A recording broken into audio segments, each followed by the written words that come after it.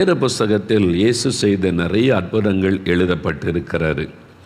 அதில் ஒரு அற்புதம் பரிசுத்த மத்தேயு எழுதின சுவிசேஷம் 9ஆம் அதிகாரம் 1ஆம் வசனம் முதல் 8ஆம் வசனம் வரை எழுதப்பட்டிருக்கிறது. அதை நான் வேத புஸ்தகத்திலிருந்து உங்களுக்காக வாசிக்கிறேன். கவனமாக கேளுங்க. மத்தேயு 9ஆம் அதிகாரம் 1ஆம் வசனம் முதல் 8ஆம் வசனம் வரை. அப்பொழுது இயேசு படகில் ஏறி இக்கரைப்பட்டு தம்முடைய பட்டணத்திற்கு வந்தார். அங்கே படுக்கையிலே கிடந்த ஒரு திமிர்வாதக்காரனை இயேசுவினிடத்தில் கொண்டு வந்தார்கள்.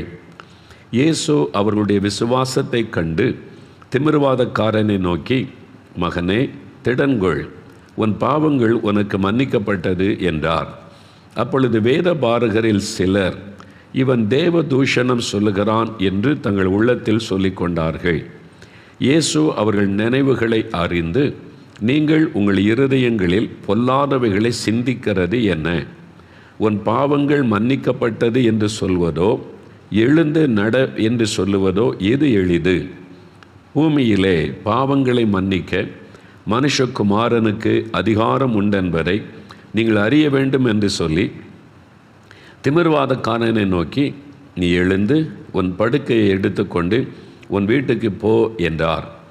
உடனே அவன் எழுந்து தன் வீட்டுக்கு போனான். ஜனங்கள் அதை கண்டு ஆச்சரியப்பட்டு, மனுஷருக்கு இப்படிப்பட்ட அதிகாரத்தை கொடுத்தவராகிய தேவனை மகிமைப்படுத்தினார்கள். பாருங்கள், இயேசு தம்முடைய பட்டணம் என்றால் கப்பர்நகூம் என்ற பட்டணம். இப்பொழுதும் அந்த பெயருள்ள அந்த பட்டணம் கலிலேய கடற்கரை அருகில் இருக்கிறது. ஆனால் அது சபிக்கப்பட்டதுனால பாழாய் கிடக்கிறது. அது இயேசுவின் பட்டணம் என்று அழைக்கப்பட்டது. அங்கே தான் அதிகமாக இயேசு தங்கியிருந்த ஊழிய செய்ததுனால அது பக்கத்தில் அழகான ஒரு பெரிய ஒரு ஏரி, அது கலிலேயா கடல் என்று அழைக்கப்படுகிறது. படகில் இயேசு வந்து அந்த கரையில் இறங்கினார். அப்பொழுது ஒரு வீட்டில் அவர் இருந்தபோது, அந்த ஊரில் இருக்கிற ஒரு வீட்டில் இருக்கும்போது வசனத்தை பிரசங்கித்து கொண்டிருந்தார். அப்போ படுக்கையிலே திமிர்வாதமாய் கிடந்த ஒரு மனிதனை சிலர் இயேசுவண்டை கொண்டு வருகிறார்கள். இவனால் நடக்க முடியாது, திமிர்வாதத்தினாலே பாதிக்கப்பட்டு விட்டான், படுத்த படுக்கையில் இருக்கிறான், கை கால்களெல்லாம் வளைந்து அது நேராக இருக்காது, அப்படியே சுருண்டு படுத்து படுக்கையிலே தான் அவனுடைய வாழ்க்கை. படுக்கையோடு கொண்டு வந்து இயேசுக்கு முன்னால் வைக்கிறார்கள். இயேசு அவனை சுகமாக்குவார் அப்படின்னு அவன் நினைத்து வைக்கும்போது இயேசு அவனை பார்க்கிறான். முதலாவது அவனை பார்த்து சொல்றார், மகனே, திடன்கொள், உன் பாவம் உனக்கு மன்னிக்கப்பட்டது. அப்படி சொல்லிட்டு அதன் பிறகு எழும்பி நட, இந்த படுக்கை எடுத்துக்கிட்டே போவான் வீட்டுக்கு அப்படின்னு இயேசு சொல்லுகிறார். அவன் இத்தனை வருஷமாய் சுமந்து கொண்டிருந்த படுக்கை அவன் அற்புதமாய் சுகமாக்கப்பட்டு எழுந்து படுக்கையை எடுத்துக்கொண்டு அவன் நடந்து வீட்டுக்கு போனான். ஜனங்கள் எல்லாம் சந்தோஷமாய் அற்புதம் செய்த தேவனை மகிமைப்படுத்தினார்கள். இதுதான் இந்த அற்புதம். பாருங்கள், இந்த அற்புதத்தை நீங்கள் கவனிக்கும் போது இந்த அற்புதம் நடக்க என்ன காரணம்? இந்த மனிதன் இயேசுவனிடத்தில் வந்து அற்புதம் பெற்றுக்கொண்டானே, என்ன காரணம் என்று நினைக்கிறீங்க? இயேசு கிறிஸ்து நேற்றும் இன்றும் என்றும் மாறாதவர். இன்றைக்கும் அவரை தேடி வர மக்களுக்கு அற்புதம் கட்டாயம் செய்கிறார். அவனை அந்த இயேசுவண்டை கொண்டு வந்தபோது துக்கத்தோடு வருகிறான். வியாதினால் உண்டான துக்கம் ஒரு பக்கம், பாவத்தினால் உண்டான துக்கம் ஒரு பக்கம். அதனால் தான் இயேசு சொல்கிறார், நீ திடன்கொள், மகனே என்று அழைத்து திடன்கொள், நீ பயப்படாதே அப்படின்னு சொல்லி பாவத்தையும் மன்னித்து வியாதியும் குணமாக்குகிறார். 2 அற்புதங்கள் இயேசு அவனுக்கு செய்கிறார். 2 அற்புதங்கள் அவனுடைய வாழ்க்கையில் நடக்கிறது. இன்றைக்கு அதே மாதிரி உங்களுடைய துக்கத்தை சந்தோஷமாய் மாற்ற இயேசு உங்களுக்கு அற்புதம் செய்ய போகிறார். 2 விதமான அற்புதம் ஆண்டவர் இன்றைக்கு உங்களுக்கு செய்ய போகிறார். அதைத்தான் நான் உங்களுக்கு சொல்லி ஜெபிக்க போகிறோம். இந்த அற்புதம் நடக்க காரணம் என்ன? முதலாவது, அவன் இயேசுவனிடத்தில் கொண்டு வரப்பட்டான். திமிர்வாதம் அவனை பாதித்திருந்தது. படுத்த படுக்கையில் இருக்கிறான். அவன் வீட்டை விட்டு எழும்பி நடக்க முடியாது, அவனால் எழுந்து வர முடியாது. பாருங்கள், இந்த முடக்குவாதம், திமிர்வாதம், பக்குவாத வியாதி கொண்டவங்க கூட கொஞ்சம் அப்படியே இழுத்து நடந்து வந்துடுவாங்க. முடக்குவாதம் கூட ஜாயிண்டாக வலிக்கும், விரல்கள் மடக்கப்பட்டு அப்படியே வலிச்சு வேதனையோடு, அது மாதிரி முடக்குவாதம், ஆர்த்ரைட்டிஸ் அப்படின்னு சொல்லி நரக வேதனை அனுபவிக்கிறேன்னு சொல்லி கொஞ்சம் கொஞ்சமாக அவங்க அப்படியே படுக்கையில் ஆயிடுவாங்க. இது பாருங்கள், திமிர்வாதம். அவன் அப்படியே பாதிக்கப்பட்டு அப்படியே கொஞ்சம் கொஞ்சமாக அவனுடைய சரீரம் முடக்கப்பட்டு விட்டார். பாருங்கள், இப்படி படுத்த படுக்கையில் ஆயிட்டான். இப்போது அற்புதம் செய்கிறவர் இயேசு. அவரிடத்தில் வந்தால் தானே அற்புதம் பெற முடியும். அவன் இயேசுவனிடத்திலே கொண்டு வரப்பட்டான். அதனால தான் அற்புதம் நடைபெற்றது. நீங்கள் அற்புதம் செய்கிற இயேசுவனிடத்தில் வரும்போது தான் உங்களுக்கு அற்புதம். நீங்கள் அவரை நோக்கி கூப்பிடணும், அவரை நோக்கி நீங்கள் வேண்டிக் கொள்ளணும், அவரிடத்தில் வரணும். அதனால் அப்போ தான் இயேசு அற்புதம் செய்ய முடியும். பாருங்கள், தென்கொரியா தேசத்தில் டாக்டர் பால் யாங்கிச்சோ என்ற ஒரு தேவ மனிதர் இருந்தார். உலகத்திலே பெரிய சர்ச் அவங்க சர்ச்சு. அவருடைய சபையில் 10 லட்சம் மக்கள் அவருடைய சபையில் இருந்தாங்க. ஒரு ஆராதனையில் 50,000 பேர் இருப்பாங்க. பிரம்மாண்டமான சர்ச்சு. பாருங்கள், இதான் அவருடைய சர்ச்சு. பாருங்கள், நான் இதில் இந்த ஆராதனைக்கு போயிருக்கிறேன். 7 வருஷம் நான் இந்த தென்கொரியாவில் போய் இந்த ஆராதனையில் பங்கு பெற்றிருக்கிறேன். அந்த தேவ மனிதரை சந்தித்திருக்கிறேன். இந்த மாதிரி ஆராதனை நடக்கும். பாருங்கள், எவ்வளோ பிரம்மாண்டமாக இருக்குல்ல. இந்த சர்ச்சில் 10 லட்சம் மக்கள் அந்த சபைக்கு ஆராதனைக்கு ஞாயிற்றுக்கிழமை காலையிலேருந்து ராத்திரி வரைக்கும் வந்துக்கிட்டே இருப்பாங்க. அதில் தேவன் பயன்படுத்தின மனிதர் தான் டாக்டர் பால் யாங்கிச்சோ அவர்கள். அவர் ரொம்ப வல்லமையாக தேவன் பயன்படுத்தின மனிதர். ரொம்ப பிஸியானவர். அவருக்கு வயதான காலம் வந்து விட்டார். அவருடைய பிள்ளைகள்லாம் வாலிபர்கள் ஆயிட்டாங்க. பிஸ்னஸ்லாம் செய்து கொண்டு இருந்தாங்க. ஒரு நாள் இவர் வியாதிப்பட்டு பலவீனப்பட்டார்.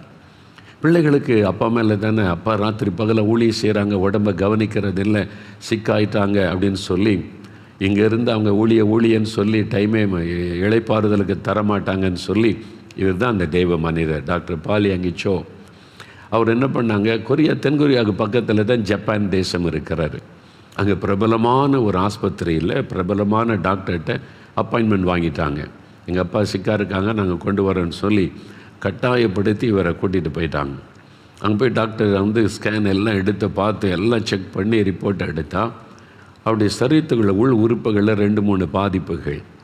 டாக்டர் சொல்லிட்டாங்க, ரொம்ப சீரியஸ், உடனே ஒரு ஆப்ரேஷன் பண்ணணும், இல்லாட்டா உயிருக்கே ஆபத்து, இதுவரை அவங்க கவனிக்காமல் இருந்துட்டாங்கன்னு சொல்கிறாங்க.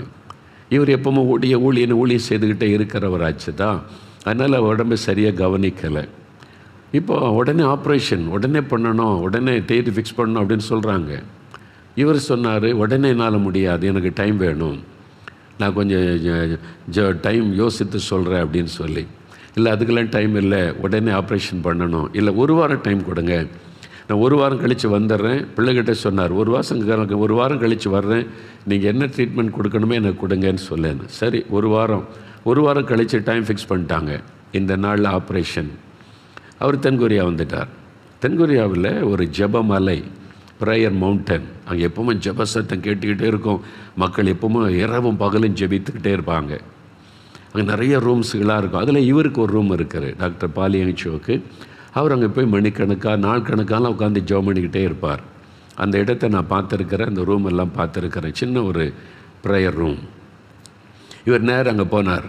அங்கே தான் ஆண்டவர்கிட்ட போய் உட்காந்து ஜெபம் பண்ணுவார், பேசுவார். எல்லாமே ஆண்டவருடைய பாதத்தில் போய் உட்காந்து ஜெபம் பண்ண 3 நாள் நான் உபவாசம் பண்ணி ஜெபிக்கிறேன்னு காத்திருந்து ஆண்டவருடைய பாதத்தில் காத்திருந்து ஜெபம் பண்ணினார். ஆண்டவரே, எனக்கு இது பதில் தெரியணும், என்னையே நீங்கள் சுகமாக்கலை, நான் உங்கள் ஊழியம் தானே செய்கிறேன், ராத்திரி பகலில் உமக்கு தான் நான் ஊழியம் செய்து கொண்டே இருக்கிறேன், இந்த மாதிரி பாதிப்பு என் உடம்பில் வந்துட்டு நீங்கள் ஏன் என்னை சுகமாக்கலை அப்படின்னு கேட்டார். அப்போ இயேசு அவரை சந்தித்தார். இயேசு சொன்னாராம், நீ ஏன் என்கிட்ட கேட்கல, உனக்கு சுகம் வேணும்னு நீ கேட்கலையே, உடம்புல பிரச்சனை வந்துட்டு பாதிப்பு வந்துட்டு நீ என்கிட்ட கேட்டிருக்கணும்ல, கேளுங்கள் உங்களுக்கு கொடுக்கப்படும், நீங்கள் ஜெபத்தில் கேட்கட்டா தானே பெற்றுக்கொள்ள முடியும் நான் சொல்லியிருக்கிறேன், அதைத்தானே நீ மற்றவங்களுக்கு பிரசங்கம் பண்ணுற, அப்போ நீ கேட்டிருக்கணும்ல. அப்போ தான் அவர் தன்னுடைய உணர்ந்தார், ஐயோ நான் கேட்க தவறு, இப்போ கேட்குறேன், எனக்கு சுகம் கொடுங்க, என் உள்ளுக்குள்ளே இதெல்லாம் பாதிக்கப்பட்டிருக்கு, ஆப்ரேஷன் பண்ணணுன்னு டாக்டர் சொல்கிறாங்க, நீங்கள் என்னை சுகமாக்கணும்னு சொல்லி ஜெபம் பண்ணினார். அவ்வளோதான். ஆண்டவர் ஒரே ஒரு தொடுதல், எல்லாம் சரியாயிட்டு போன்ட்டார் ஆண்டவர். பிள்ளைகள் கூட்டிகிட்டு போனாங்க. அடுத்த வாரம் அதே ஆஸ்பத்திரிக்கு ஜப்பானில் கொண்டு போய் அவர் போன போது ஆப்ரேஷனுக்கு எல்லாம் ஒழுங்கு பண்ணும்போது சொன்னார், இல்லை இன்னொரு முறை எனக்கு ஸ்கேன் எடுங்க, என்னென்ன ஸ்கேன் ரிப்போர்ட் முன்னால் எடுத்தீங்களோ அதெல்லாம் திருப்பி எடுங்கன்றார். டாக்டர் சொல்கிறாங்க, என்ன இருக்குது ரிப்போர்ட்டு, இப்போ தான் எடுத்தோம் போன வாரம், அதுக்குள்ளே என்ன மாற்றம் வந்துட போது, ஆப்ரேஷனுக்கு ஒழுங்கு பண்ணுவோம். இல்லை நீங்கள் முதல்ல இன்னொரு முறை ரிப்போர்ட் எடுத்து செக் பண்ண பிறகு தான் ஆப்ரேஷனுக்கு சம்மதிப்பேன்னு சொல்லிட்டார்.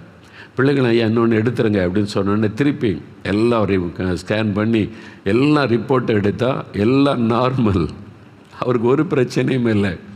டாக்டர்ஸு குழம்பிட்டாங்க. போன வாரம் எடுத்த ரிப்போர்ட்டுக்கும் இப்போ எடுத்த ரிப்போர்ட்டுக்கும் எப்படி இவ்வளோ பெரிய மாற்றம், இங்கே இவ்வளோ பெரிய பிரச்சனை இருக்கிற ஒரு பிரச்சனையும் இல்லை, என்னாச்சு இந்த மனிதனுக்கு? அவங்க வந்து கேட்டாங்க, நீங்கள் எங்கே போனீங்க, யார்கிட்ட போனீங்க, எப்படி இந்த மாற்றம் ஒரே வாரத்துக்குள்ளே? அவர் சிரிச்சுக்கிட்டே சொன்னார், எனக்கு ஒரு பெரிய டாக்டரை தெரியும், அவர்கிட்ட போய் நான் பேசினேன்னா அவர் எனக்கு சரி பண்ணி விட்டுட்டாரு அப்படின்னு சொன்னாங்க. யார் அந்த டாக்டர்? இயேசு. அவர் என்னை தொட்டார், சரியாயிட்டு, அவ்வளோதான். ரொம்ப சிம்பிள். இது அவரே சொன்னார். நாங்கள் போயிருந்தபோது அவருடைய பிரசங்கத்தில் அந்த வார்த்தையை அவர் சொன்னார். எனக்கு அன்பானவர்களே, பெரிய ஊழியக்காரனாக இருந்தால் கூட நம்ம போய் அவர்கிட்ட கேட்கணும். நீ கேளு, நான் உனக்கு பதில் தர்றேன், நீ கூப்பிடு, என்கிட்ட வா, அப்படி தான் ஆண்டவர் சொல்லுகிறார். அதனால் நீ இயேசு கிறிஸ்துக்கிட்ட வந்தவங்களுக்கு அவர் அற்புதம் செய்கிறார். இப்போ அவர் உங்களை தேடி உங்கள் வீட்டுக்கு வந்திருக்கிறார், உங்கள் பக்கத்தில் வந்திருக்கிறார். நீங்கள் அவரை நெருங்கி வரணும், அவரிடத்தில் வரணும். வியாதிப்பட்ட குழந்தைகளை கொண்டு வந்து அவருடைய பாதத்தில் வைக்கணும். வியாதிப்பட்ட உங்களுடைய கணவரை இயேசுவின் பாதத்துக்கு கொண்டு வரணும். வியாதிப்பட்ட மனைவி உங்களுடைய வீட்டில் என்ன பிரச்சனை அவருடைய சமூகத்தில் கொண்டு வரணும். இயேசுவே, இதுதான் எங்கள் பிரச்சனை, இதுதான் எங்களுடைய போராட்டம், இதுதான் எங்களுடைய கஷ்டம், ஆண்டவருடைய சமூகத்தில் நீங்கள் கொண்டு வந்தால் இயேசு அற்புதம் செய்வார். எங்களுக்கு இந்த கடன் பிரச்சனை இருக்குது, எனக்கு திருமண பிரச்சனை இருக்குது, வேலை இல்லாத பிரச்சனை இருக்குது, ஆண்டவர் எனக்கு கற்பத்தின் கனி இல்லை, ஆண்டவரிடத்தில் வரணும், அவரிடத்தில் சொல்லணும், அப்போ ஆண்டவர் அற்புதம் செய்வார். பாருங்கள், இந்த திமிர்வாதக்காரன் வீட்டில் இருக்க வரைக்கும் அற்புதம் இல்லை, அவன் இயேசுவண்டை கொண்டு வரப்பட்டான். நீங்கள் இன்றைக்கி இயேசுகிட்ட வந்திருக்கிறீங்க, அவர் உங்கள் பக்கத்தில் வந்திருக்கிறார். உங்களுடைய மனம் திறந்து அவர்கிட்ட சொல்ல போகிறீங்க, இயேசு உங்களுக்கு அற்புதம் செய்ய போகிறார். ரெண்டாவது, இந்த அற்புதம் நடக்க இன்னொரு காரணம் என்ன தெரியுமா? அந்த 2வது வசனம் பாருங்கள். அங்கே படுக்கையில் கிடந்த அந்த திமிர்வாதக்காரனை இயேசுவனிடத்தில் கொண்டு வந்தார்கள். இயேசு அவருடைய விசுவாசத்தை கண்டு, ஜீசஸ் saw their faith, அவருடைய விசுவாசத்தை கண்டு தான் இயேசு அற்புதம் செய்தார். அப்போ ரெண்டாவது, உங்களுக்குள்ள விசுவாசம் இருக்கணும், அப்போ தான் ஆண்டவர் அற்புதம் செய்வார். சிலர் சொல்லுவாங்க, இயேசு எனக்கு அற்புதம் செய்துட்டா நான் விசுவாசிக்கிறையா அப்படிம்பாங்க. ஆனால் இயேசு என்ன சொல்லுகிறார்? நீ விசுவாசித்தால் நான் உனக்கு அற்புதம் செய்வேன். முதலாவது விசுவாசம். எபிரேயர் 11ஆம் அதிகாரம் 6ஆம் வசனத்தில் பைபிளில் சொல்லியிருக்குது, விசுவாசம் இல்லாமல் தேவனுக்கு பிரியமாக இருப்பது கூடாத காரியம். தேவனிடத்தில் ஒரு மனிதன் வரும்போது அவர் உண்டு என்று விசுவாசிக்கணும். தம்மை தேடுகிறவர்களுக்கு பலன் அளிக்கிறவர், நான் ஜெபம் பண்ணினால் பதில் தருகிறவர், நான் வேண்டிக் கொண்டால் அற்புதம் செய்கிறவர் என்று விசுவாசிக்க வேண்டும். அப்போ அவங்களுக்கு அற்புதம் நடக்கும் என்று வேதம் சொல்லுகிறாரு. நீங்கள் முதலாவது விசுவாசிக்கணும். இன்றைக்கு இயேசு எனக்கு அற்புதம் செய்வார், இன்றைக்கு என் வியாதியிலேருந்து விடுதலை தருவார், இன்றைக்கு இந்த டிப்ரெஷன்லேருந்து எனக்கு இயேசு விடுதலை தருவார், இன்றைக்கு என் கணவருக்கு இயேசு சுகம் தருவார், இன்றைக்கு என் குழந்தைக்கு இயேசு சுகம் தருவார், இன்றைக்கு என்னுடைய கடன் பிரச்சனைக்கு ஒரு முடிவை உண்டாக்குவார், இன்றைக்கு எனக்கு ஒரு வழி திறக்கப்படும், இன்றைக்கு என் குடும்பத்துக்குள்ளே சமாதானம் உண்டாகும், இன்றைக்கு இந்த பாவத்திலிருந்து எனக்கு விடுதலை கிடைக்கும், இயேசு எனக்கு இதை செய்வார் என்று விசுவாசிக்கணும். அவ்வளோதான். அவங்க இயேசுவை பற்றி அவங்களை கொண்டு வந்தவங்க கேள்விப்பட்டதுனால விசுவாசித்தாங்க. இப்போ பாருங்கள், இந்த சாட்சிகளை கேட்டிங்கள்ல, 3 சாட்சிகள், இதெல்லாம் அவங்க அனுபவித்தது, இப்போ நடந்தது. என்றைக்கோ 2000 வருஷத்துக்கு முன்னால் இல்லை, இப்போ சில மாதங்களுக்கு முன்பாக இயேசு அவங்களுக்கு அற்புதம் செய்ய உங்கள் மத்தியில் அவங்க வாழ்கிறாங்க. உங்கள் பக்கத்தில் இருக்க என்றைக்கோ இல்லை உள்ள கதையல்ல இது. அப்போ நடந்தது, அத்தனை வருஷத்துக்கு முன்னால் நடந்தது, கேள்விப்பட்டதில்லை. இப்போது உங்கள் கண் முன்னால் இவங்க வாழ்ந்து கொண்டு இருக்கிறாங்க. உங்கள் கண் முன்னால் அவங்க பார்த்தீங்கல்ல, 39 வருஷமாக பிறவிலேயே குறைபாடு சுகமாக்க முடியாது என்று மருத்துவம் சொல்லிவிட்டது. ஒரு சின்ன ஜெபத்தில் இயேசு அற்புதம் செய்து இதை பார்த்தும் நீங்கள் விசுவாசிக்காவிட்டால் எப்படி அற்புதம் பெற முடியும்? அந்த சகோதரர் பாருங்க, என்னையே அவருக்கு பிடிக்காதுங்க, ஆனால் இயேசுவை விசுவாசித்து ஜெபிச்ச உடனே இயேசு அற்புதம் செய்துட்டார்ல. அப்போ நீங்கள் இயேசு எனக்கும் அற்புதம் செய்வார், என்னையும் தொடுவார், எனக்கும் விடுதலை தருவார் என்று விசுவாசிங்க. ஏன்னா அவர் உங்களை நேசிக்கிறார். இல்லைங்க, நான் கிறிஸ்தவனே இல்லைங்க, எனக்கு கூட இயேசு அற்புதம் செய்வாரா? இயேசு மதங்களுக்கெல்லாம் அப்பாற்பட்டவர். நீங்கள் நல்லா அறிந்து கொள்ளுங்கள், இயேசு மதங்களுக்கெல்லாம் அப்பாற்பட்டவர். அவர் ஒரு மதத்துக்குள்ளே அடக்குவது மனுஷங்க தான் பேசுகிறாங்க. இயேசு மதத்துக்குள்ளே அடங்க மாட்டார். அவர் மதத்தை பற்றி பேசவும் இல்லை, மதத்தை பரப்புங்கள் என்று சொல்லவும் இல்லை, அவர் மதத்தை குறித்து கொள்கைகளை சொல்லிக் கொடுக்கவும் இல்லை. நீங்கள் எந்த மதமாக இருக்கலாம், நீங்கள் எந்த இனமாக இருக்கலாம், நீங்கள் எந்த பாஷைக்காரராகவும் இருக்கலாம், இயேசு உங்களை நேசிக்கிறார். அப்படி பார்த்துருந்தா என்ன சுகமாக்கி இருக்கக்கூடாது? நான் இயேசுவையே கேவலமாக பேசினவன், இயேசுவையே திட்டினவன், எங்களுக்கு இயேசுக்கு சம்மந்தமே கிடையாது.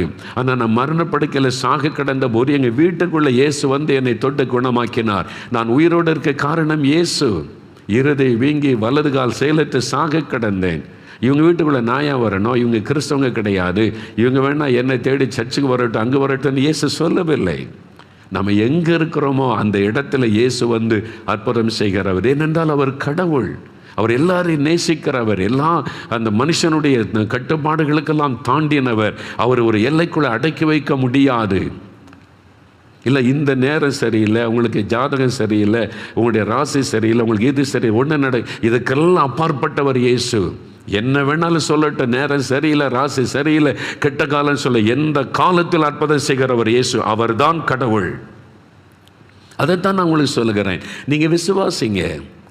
நீங்கள் விசுவாசித்தா இன்றைக்கு நீங்கள் இருக்கிற இடத்துல உங்களுக்கு அற்புதம் செய்வார். நீங்கள் சூழ்நிலைகளெல்லாம் பார்க்காதங்க. இன்றைக்கு இயேசு உங்களை சந்தித்து கொண்டு இருக்கிறார். உங்களுக்கு அற்புதம் செய்ய அவர் விருப்பத்தோடு வந்திருக்கிறார். நீங்கள் விசுவாசித்தால் உங்களுக்கு அற்புதம் நடக்கும். நீங்கள் விசுவாசிக்கணும்.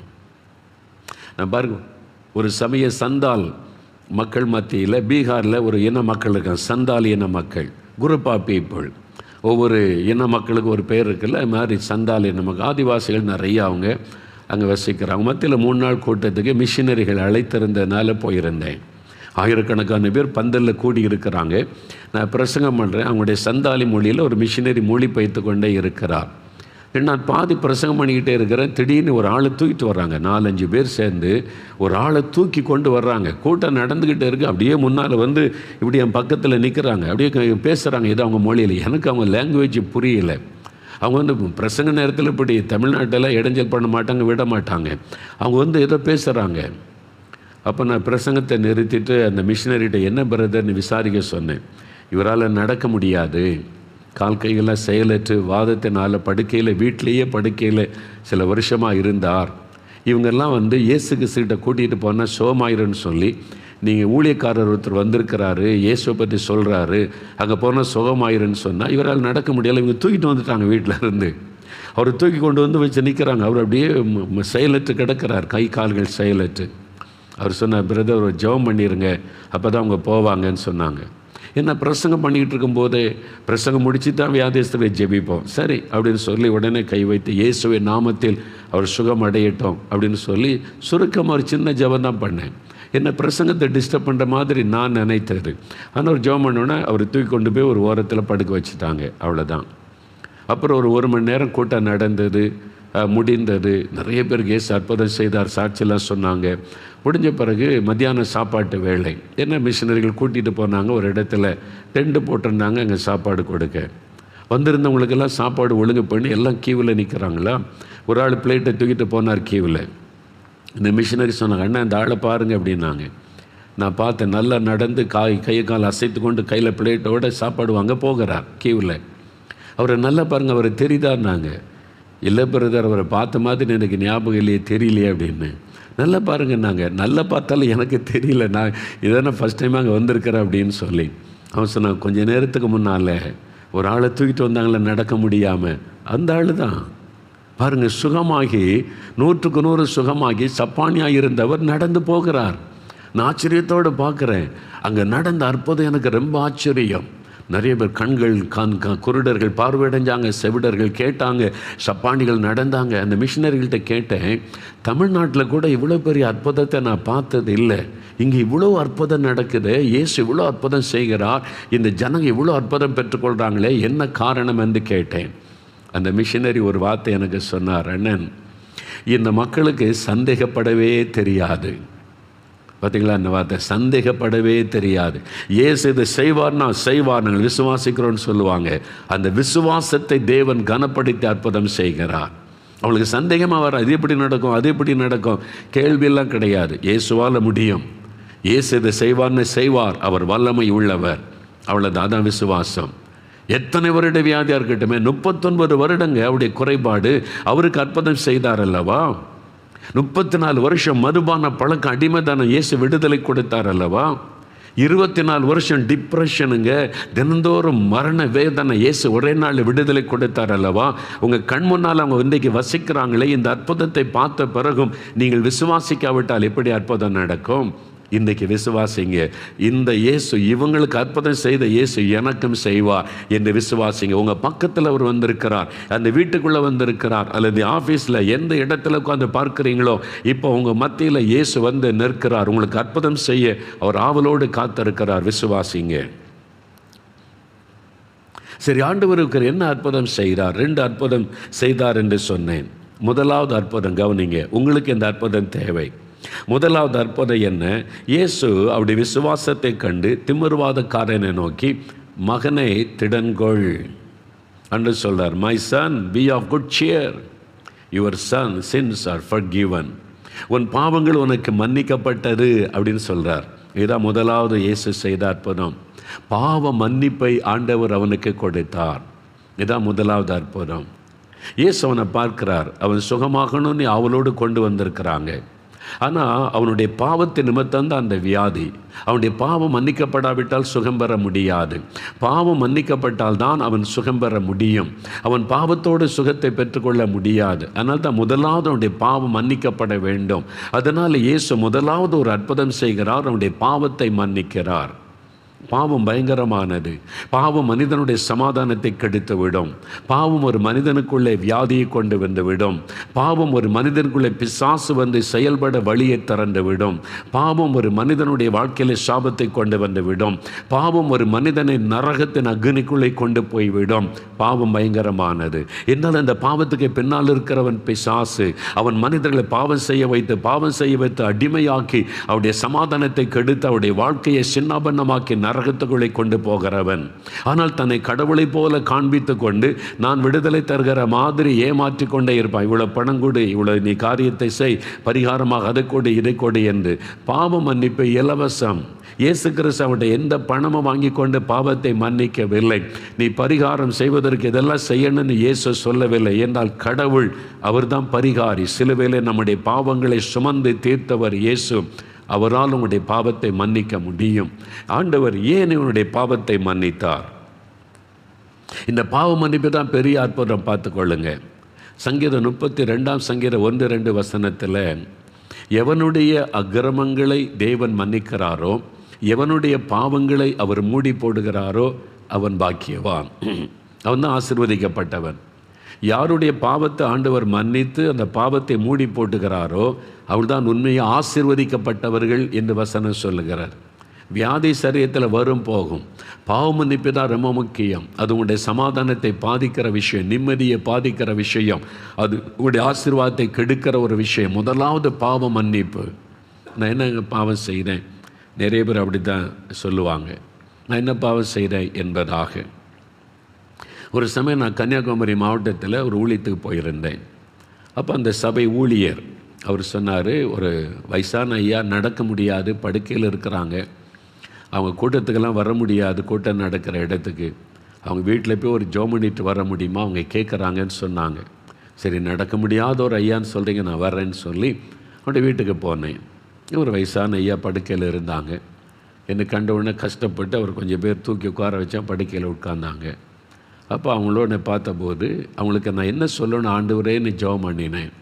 அப்போ இந்த மத்தேயு 9 அதிகாரம் இப்போ வாசித்தல அந்த பகுதியை வாசின்னு சொன்னார்.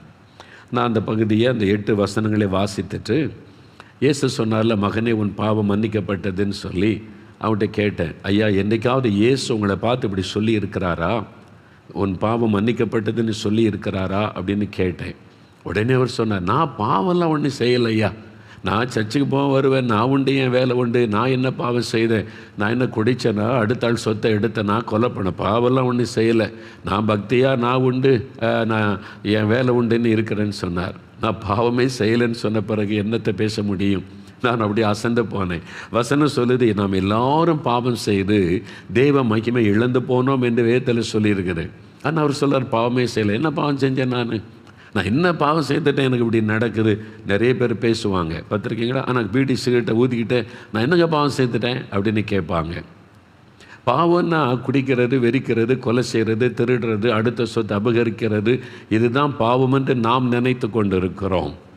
அதனால் நான் என்ன பாவம் செய்துட்டேன் அப்படின்னு நம்ம கேட்குறோம். ஆண்டவரையே கொஸ்டின் பண்ணுவோம், நான் என்ன பாவம் செய்துட்டேன், எனக்கு எப்படி நடக்கணும் அப்படின்னு சொல்லி. அந்த தகப்பனார் அப்படி தான் கேட்டார்.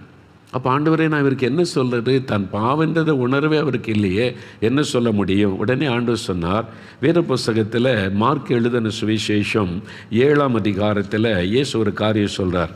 மார்க் 7ஆம் அதிகாரம் 21ஆம் வசனம் முதல் அதை எடுத்து அவனுக்கு வாசி அப்படின்னு ஆண்டவர் சொன்னார்.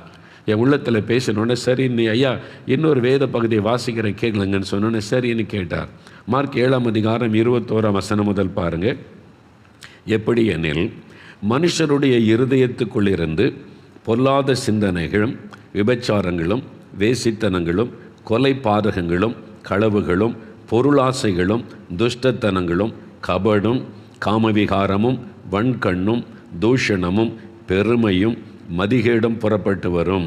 பொல்லாங்கானவைகளாகிய இவைகளெல்லாம் உள்ளத்திலிருந்து புறப்பட்டு மனுஷனை தீட்டுப்படுத்தும் என்று இயேசு சொன்னார்.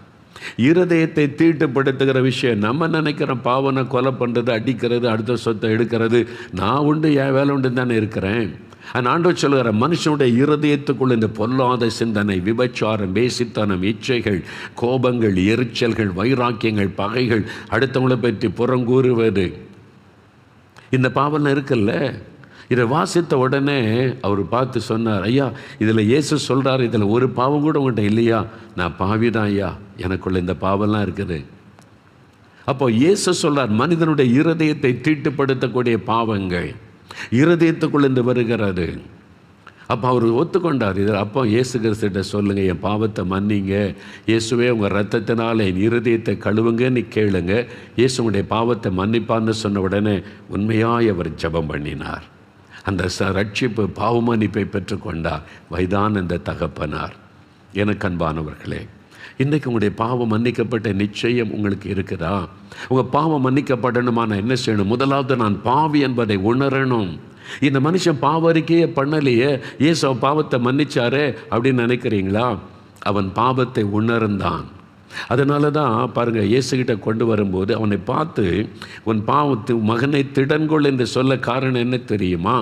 அவனுக்கு தெரியும், நான் செய்த பாவத்தினால்தான் தான் எனக்கு இந்த வியாதி, என் பாவத்தினால நான் முடக்கப்பட்டு விட்டேன். இப்போ அவனுக்குள்ள தன் பாவத்துக்கு உணர்வு அவனுக்கு இருக்கிறது. அதே சமயத்தில் பயம், இயேசு என் பாவத்தை மன்னிப்பாரா? ஐயோ இவன் பாவம் செய்தவன், பாவத்தினால தான் இந்த வியாதி, கொண்டு போங்க இவனை. இவன் துன்மார்க்கமாய் நடந்தான், குடிகாரனாக இருந்தான், விபச்சாரம் பண்ணினான், இவன் அடுத்தவங்களை குடியை கெடுத்தான், அவன் மற்றவங்களை பற்றி புறங்கூறி கொண்டே அலைந்தான், ஐயோ இவன் பாவி, கொண்டு போங்க அப்படின்னு இயேசு சொல்லிவிடுவாரோ என்கிற பயம். அந்த பாவ உணர்வு அவனுக்குள்ள இருந்தது, பயமும் அவனுக்குள்ள இருந்தது. என் பாவம் மன்னிக்கப்படுமா என்கிற பயம். ஆனால் தான் வேதம் சொல்லுகிறது, மனுஷன் முகத்தை பார்க்கிறான், கர்த்தரோ இருதயத்தை பார்க்கிறார். கர்த்தராகிய இயேசு அவனுடைய இருதயத்தை பார்த்தபோது அவன் பாவத்தை குறித்த உணர்வுள்ளவனாக இருந்தான். ஐயோ நான் பாவம் செய்துட்டேனே, என் பாவத்தினால தான் இந்த வியாதி, என் பாவம் மன்னிக்கப்படுமா? இயேசு மன்னிப்பாரா? புறம்பே தள்ளிவிடுவாரா என்று பயந்தான். இயேசு சொல்லார், மகனே, அன்பாய் சொல்லுகிறார், மகனே நீ பயப்படாத, நீ பாவின்னு உன்னை புறம்பே தள்ள மாட்டேன், உன் பாவம் உனக்கு மன்னிக்கப்பட்டது. அவனுடைய இருதயத்தில் பாவத்தை உணர்ந்த மனம் திரும்பினான். இயேசு அதை பார்த்தார். அப்போ அவனுடைய இருதயத்தில் மனம் திரும்பினை, நான் பாவம் செய்துட்டேன், இந்த பாவத்திலேருந்து ஆண்டவரே எனக்கு ஒரு மன்னிப்பை வேணும், என் தவறுகளை மன்னியுன்னு ஒப்பு கொடுக்கும்போது இயேசு பாவத்தை மன்னிக்கிறார். இன்றைக்கி என்னைக்காவது உணர்ந்திருக்கிறீங்களா? ஒரு சமயம் ஒரு சகோதரர் என்னை பார்க்க வந்தார். தூத்துக்குடி பட்டணத்திலிருந்து என்னை பார்க்க வந்தார். அங்கே அப்போ தான் ஒரு கூட்டம் நடத்தி முடித்திருந்தோம். முடிஞ்ச 2 நாள் கழித்து வந்தார். ஆஃபீஸுக்கு வந்தார். அவரை பார்க்க நான் உட்காந்து பேசும்போது, உங்கள்கிட்ட ஒரு காரியம் பேசணும், என்ன விஷயம்னு கேட்டேன். நீங்கள் இந்த பிரசங்கம் பண்ண வந்தீங்கல்ல? ஆமாம். தற்செயலாக அந்த கூட்டத்துக்கு வந்தேன். எனக்கு இந்த கூட்டம் பிரசங்கெல்லாம் பிடிக்காது, சும்மா கொஞ்ச நேரம் என்னையா நீங்கள் பேசுகிறார் அப்படின்னு கேட்டேன். எனக்குள்ளே அதுலேருந்து ஒரு பாதிப்பு வந்துட்டு, ராத்திரி பகலில் தூக்கமே வரமாட்டேங்குது. நீ ஒரு பாவி, நீ ஒரு பாவி, நீ மனம் திரும்ப, நீ உள்ளத்தில் யாரோ பேசிக்கிட்டே இருக்கிறாங்க, நிம்மதியாக இருக்க முடியல, அதான் அந்த பிரசங்கார்கிட்டே போகலான்னு உங்களை தேடி வந்திருக்கிறேன்னார். என்ன விஷயம்? அவருடைய கண்ணில் அவர் கண்ணீரோட வேதனையோடு சொன்னார், நான் நிறைய பாவம் செய்துட்டேன். சர்ச்சுக்கு போனாலே அரசியல் பண்ண தான் போவேன், கலாட்டா பண்ணுறது, அரசியல் பேச, சும்மா தான் சர்ச்சில் உட்காந்து இயேசுவெல்லாம் நினைக்க மாட்டேன். அது மாதிரி குடி, எல்லா பாவம், சர்ச்சிலையும் போய் அட்டகாசம் பண்ணுவேன். அந்த மாதிரி ஆள் நான். எங்கள் வீட்லேயே என்னால் பிரச்சனை, சபையிலே என்னால் பிரச்சனை, நான் யாருக்கு பிரயோஜனம் இல்லாதவன், நிறைய பாவம், அதெல்லாம் என்னை உணர்த்திக்கிட்டே இருக்கு, எனக்கு நிம்மதியாக இருக்க முடியல. என் பாவம் மன்னிக்கப்படுமா? என் பாவம் மன்னிக்கப்படுமா? நான் சொன்னேன், இயேசு உங்களை மன்னிக்க ஆயத்தமாக இருக்கிறார். நான் என்ன செய்யணும்? நீங்கள் பாவத்தை மறைக்காமல் அறிக்கையிடுங்க. நீதிமொழிகள் 28:13 பைபிளில் இருக்கிறது, தன் பாவத்தை மறைக்கிறவன் வாழ்வடைய மாட்டான், அறிக்கை செய்து விட்டு கொடுக்கிறவன் இரக்கம் வருவான். இயேசுகிட்ட அறிக்கை செய்து நீங்கள் விட்டுவிட ஒப்பு கொடுத்தா உடனே அற்புதம், மாற்றம் இருதயத்தில் வந்துடும். நாங்கள் 2 பேரும் முழங்கால் படிக்கிட்டேன் ரூமில். நான் சொன்னேன், முதல்ல நீங்கள் ஜெபம் பண்ணுங்க, அப்புறம் உங்களுக்காக நான் ஜெபிக்கிறேன்னு. அவர் சொன்னார், எனக்கு ஜெபிக்க தெரியாது. பார்த்தீங்களா, கிறிஸ்தவர், சர்ச்சுக்கெல்லாம் போவார், கமிட்டியிலெல்லாம் மெம்பர். ஆனால் சொன்னார், எனக்கு ஜெபிக்க தெரியாது. நான் சொன்னேன், இவ்வளோ நேரம் என்கிட்ட பேசுனீங்கல்ல, இந்த மாதிரி இந்த பாவம்லாம் நான் உணர்த்துறேன், அது அப்படியே இயேசுகிட்ட சொல்லுங்கள், அவ்வளோதான். என்கிட்ட சொன்ன, இப்போ இயேசு நம்ம மத்தியில் இருக்கிறார், நம்ம 2 பேருக்கு மத்தியில் இயேசு 3வது ஆளாக இருக்கிறார். அதனால் கண்ணை மூடி இயேசுவை பார்த்து, இயேசுவே நான் இந்த மாதிரி பாவம் செய்துட்டேன் அப்படின்னு மனசில் தோன்றதெல்லாம் சொல்லுங்கள், அவ்வளோதான். அதான் ஜெபம்னு சொன்னேன். சரி உடனே அவர் கண்ணுக்கு மூடிட்டார். அப்படி மெதுவாக இயேசுவேன்னு ஜெபிக்க ஆரம்பித்தார். முதல்ல ஒரு தடுமாறி ஜெபிக்க ஆரம்பித்தா அழ ஆரம்பிச்சிட்டாரு, கதறுகிறார், அழுகிறார். அப்படியே, ஐயோ நான் இவ்வளோ பெரிய பாவி, ஒரு குடிகாரை மனைவி கூட நான் துன்பப்படுத்தினவை, பிள்ளைகள் கூட என்னால் நிம்மதியில், வீட்டுக்குள்ளே என்னால் பிரச்சனை, சபையில் பிரச்சனை, எங்கே போனாலும் நான் பிரச்சனை உண்டாக்கணும், ஐயோ நான் எவ்வளோ பெரிய பாவி அப்படின்னு அறிக்கையிட்டு என்னை மன்னிச்சிருங்க மன்னிச்சிருங்க இயேசுவே மன்னிச்சிருங்கன்னு ஜெபிக்கிறார்.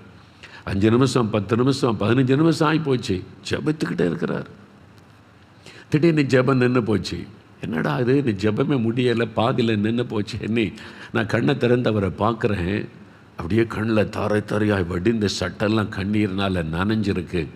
அவர் நான் பார்த்த உடனே சொல்கிறாரு, அதாவது வெளியே சொல்ல முடியாத பாவம், என் அந்தரங்க வாழ்க்கையில் நான் செய்கிற பாவத்தை ஆண்டவர் எனக்கு உணர்த்துகிறார். இந்த பாவத்தெல்லாம் செய்தல்ல நீ, அது வெளியே சொல்ல முடியாது, என் நாவினால் சொல்ல முடியாது. நான் சொன்னேன், உங்கள் பாவம் எனக்கு தெரிய வேண்டிய அவசியம் இல்லை, எந்த மனுஷனுக்கும் தெரிய வேண்டாம், மனதுக்குள்ளேயே ஜெபம் பண்ணுங்க, வெளியே சொல்ல வேண்டாம், இருதயத்திலேயே இயேசுவே நான் இந்த பாவத்தை செய்தேன் ஒத்துக்கொள்ளுங்க, அறிக்கையிடுங்கன்னு சொன்னேன். சரின்னுட்டு திருப்பி அழுதார். சத்தமே இல்லை, ஆனால் அழுக சத்தம் வந்தார்.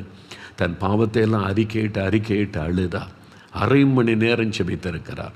ஜெபம் பண்ணவே தெரியாதுன்னவர் 1/2 மணி நேரம் தன் இருதயத்தில் இருந்து எல்லாத்தையும் ஆண்டவர்கிட்ட கொட்டி விட்டார். அதன் பிறகு நான் ஜெபம் பண்ணி முடித்தேன்.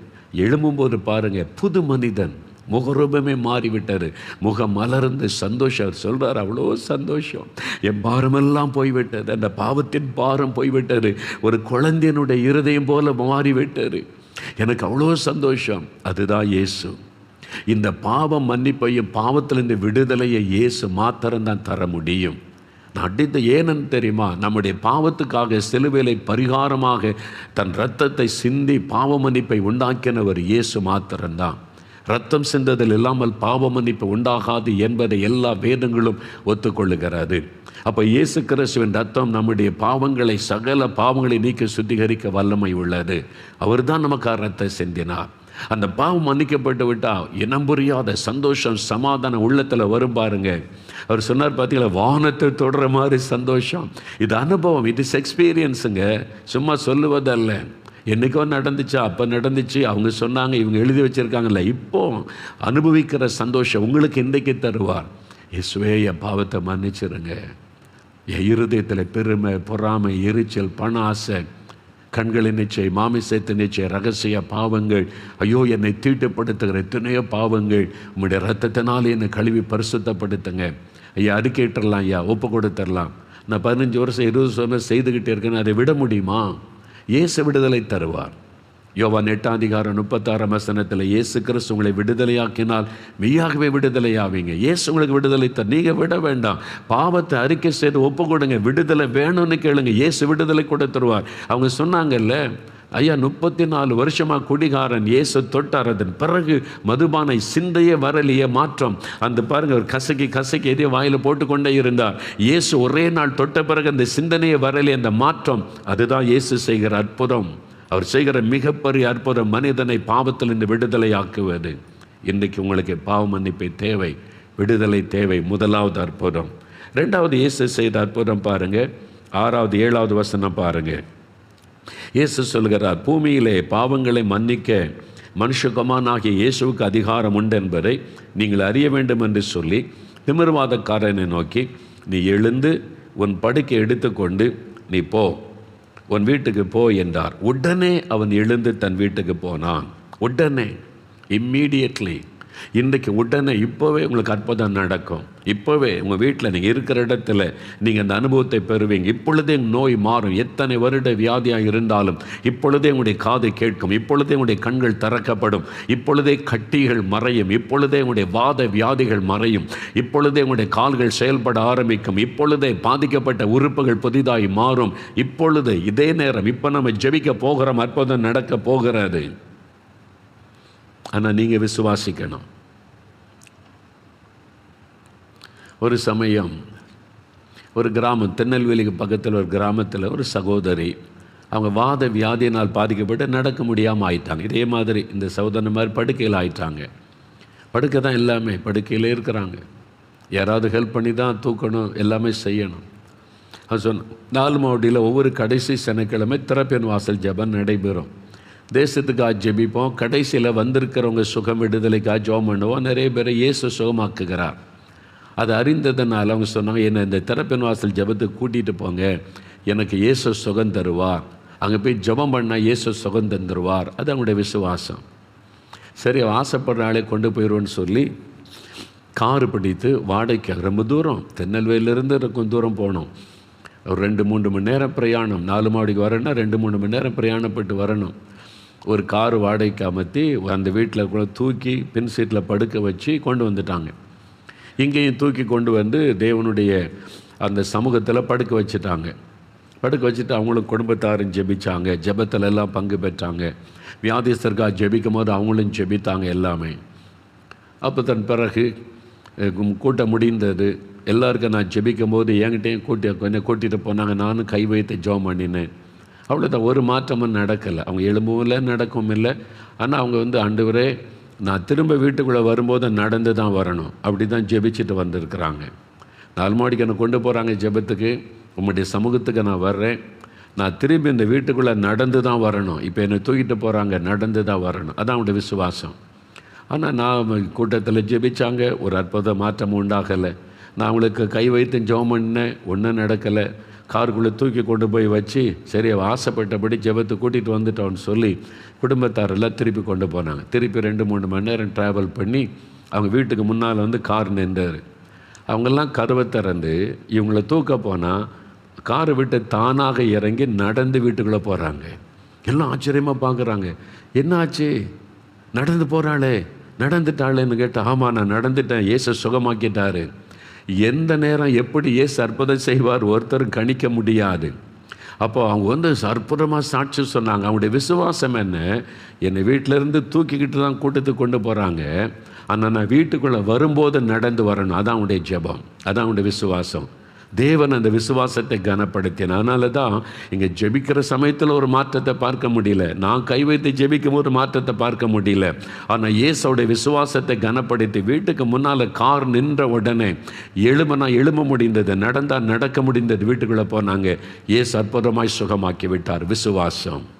நீங்கள் எப்படி விசுவாசிக்கிறீங்களோ அப்படி ஆண்டவர் அற்புதம் செய்வார். இன்றைக்கு எனக்கு அற்புதம் நடக்கும், இப்போ தொடும்போது இயேசு எனக்கு விடுதலை தருவார், கட்டிகள் மறையும், இந்த வாத வியாதி மாறும், நடக்க முடியாத நான் எழும்பி நடப்பேன், என் குழந்தை நடக்கும். விசுவாசித்தால் அற்புதத்தை காண்பீங்க. இன்றைக்கு செய்வார். ஒரு சமயம் கன்னியாகுமரி மாவட்டத்தில் ஒரு ஊருக்கு ஊழியத்துக்கு போயிருந்தேன். செம்பன் விளை அப்படின்னு ஒரு இடம் இருக்குது. அநேக வருஷத்துக்கு முன்னால் ஊழியத்துக்கு போயிருந்தேன். அப்போ அந்த கூட்டத்தில் ஒரு சகோதரி, இது ஒரு நிறைய கூட்டமாக அவங்கள பார்க்கணுன்னாங்க. அந்த சகோதரி கூட்டத்தில் சரி வாங்கன்னு ஒரு குழந்தைய கூட்டின்னு வந்தாங்க. அந்த குழந்தைய கூட்டி வந்து, இந்த குழந்தைய உங்களை காட்டுறதுக்கு தாயா நான் கூட்டிகிட்டு வந்தேன்னாங்க. அப்படியா, என்ன விசேஷம் இந்த குழந்தையில்? அப்போ அவங்க சொன்னாங்க, என் குழந்தையால் நடக்க முடியாது ஐயா, நடக்க முடியாமல் சப்பானியாக இருந்த குழந்தை, இந்த குழந்தைய தூக்கிக்கிட்டு தான் சர்ச்சுக்கு போகணும், தூக்கிக்கிட்டு தான் வரணும், என் குழந்தை நடக்கணுமே, இயேசு சுகம் கொடுக்கணுமே, நீ எவ்வளோ நாள் ஜெபம் பண்ணினேன்.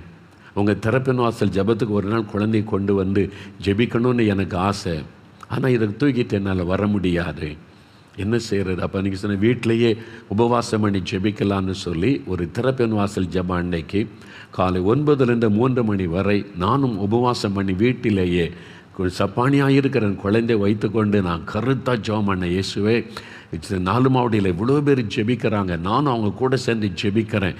என் குழந்தைக்கு ஒரு அற்புதம் நடக்கணும், சுகம் உண்டாகணும் ஜெபம் பண்ணேன். 3 மணி வரைக்கும் ஜெபம் பண்ணினேன். 3 மணிக்கு ஜெபம் முடிஞ்சிட்டு உபவாசத்தை முடித்து கிச்சனில் போய் நான் கொஞ்சம் வேலை செய்ய ஆரம்பித்தேன், சமையல் வேலைகளை கவனிக்க. திடீர்னு என் குழந்தை நடந்து என் பக்கத்தில் வந்து நிற்கிது, அம்மான்னு சொல்லி. நான் திரும்பி பார்த்தா என் பிள்ளை நடக்குது. நான் வச்ச இடத்துலேருந்து நடந்து வந்து என் பக்கத்தில் நிற்கிது. எனக்கு ஆச்சரியமாகிவிட்டது. என் குழந்தைய பார்க்குறேன், இவன் குழந்தை நல்லா நடக்குது, நடக்க முடியுது, அற்புதமான சுகம். சப்பானியாக இருந்த குழந்தைய என் ஜெபத்தை கேட்டு இயேசு நடக்க பண்ணிட்டார் ஐயா. இந்த குழந்தைய உண்ட காட்டுக்கு தான் கூட்டிகிட்டு வந்தேன்னு சொன்னாங்க. அந்த தாயினுடைய விசுவாசம். நான் அந்த குழந்தையை பார்க்கவும் இல்லை, அதை தொடவும் இல்லை, நான் ஜெபிக்கவும் இல்லை. எப்படி இந்த அற்புதம் நடந்தது? இயேசு அந்த தாயினுடைய விசுவாசத்தை பார்த்தார், அவருடைய ஜெபத்தை கேட்டார், அற்புதம் செய்தார். அதனால் பாருங்கள், இன்றைக்கு அதே இயேசு தான் உங்களை பார்த்து கொண்டு இருக்கிறார். என் பிள்ளைங்க ஜெபிக்க போகிறாங்க, நான் அற்புதம் செய்வேன். இன்றைக்கு உங்களுக்கு அற்புதம், இப்போ உங்களுக்கு அற்புத சுகம் உண்டாக போகிறது. விசுவாசிக்கிறீங்களா?